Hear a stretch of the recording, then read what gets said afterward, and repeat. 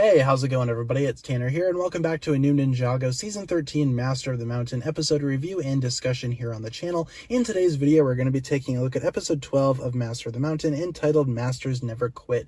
Now, of course, as we normally do throughout these episode reviews, we will start off the video by talking about some of the good things about the episode that I enjoyed, then we'll jump into some of the more negative and not so good things, and then finally, at the end of the video, I'll be going ahead and giving the episode a final score out of 10. So let's go ahead and get started here by talking about the actual plot rundown of this episode. What exactly is this episode all about?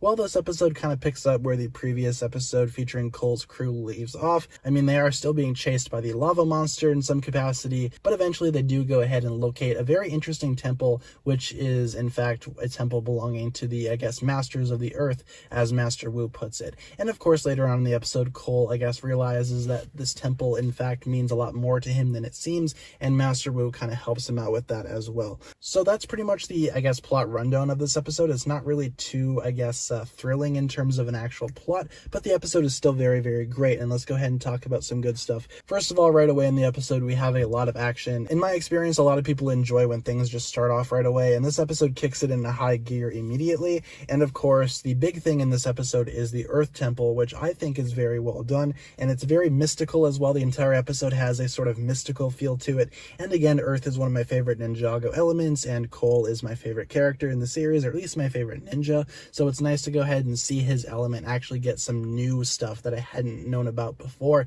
and this episode is all about that. The concept of the Spinjitzu burst is also introduced, and I guess Cole tries to go ahead and execute that in the best way, but he really doesn't do it all that well, and of course Master Wu can't really help him, and there is a little bit of a character moment with Wu and Vanya, where Wu explains to Vanya that he is unable to help Cole at this point, because again, Wu himself does not know how to do the Spinjitzu burst, but Cole is able to do it on his own, but he just has to figure out what that is. And I don't think that's a bad thing. Again, Master Wu's character this season is in a very intriguing place, and I don't think it's a negative thing by any means. I really like how his character is this season, and the whole concept of the Spinjitzu burst and the Earth Temple, all of it just really intrigues me. I don't know what it is about it that I love so much. Again, it just had an overall, mystical feel to it, and I thought that this episode did a great job at presenting what Cole needs to do and what exactly his roots are. Cole's connection with his mother is also explored as well in this episode, and I love the idea of, a message, or a feeling being passed through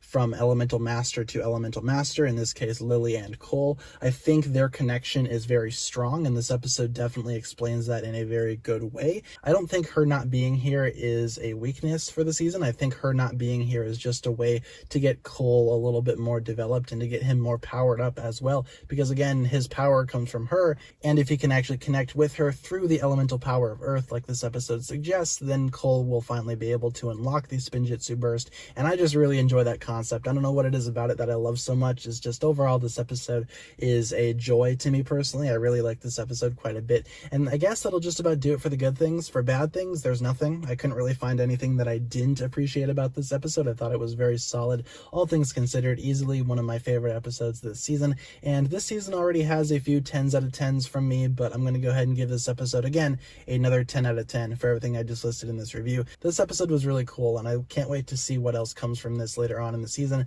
and hopefully you guys enjoyed this episode, and hopefully you guys enjoyed the video. If you did, be sure to like, comment, subscribe, do all that fun stuff, and check out the links down below in the description for my other forms of social media. As always, big shout out goes out to my Patreon supporters, including, once again, the marvelous Jan. Thank you guys so much for watching this video once again. My name is TannerFishies, and with that, I bid you farewell.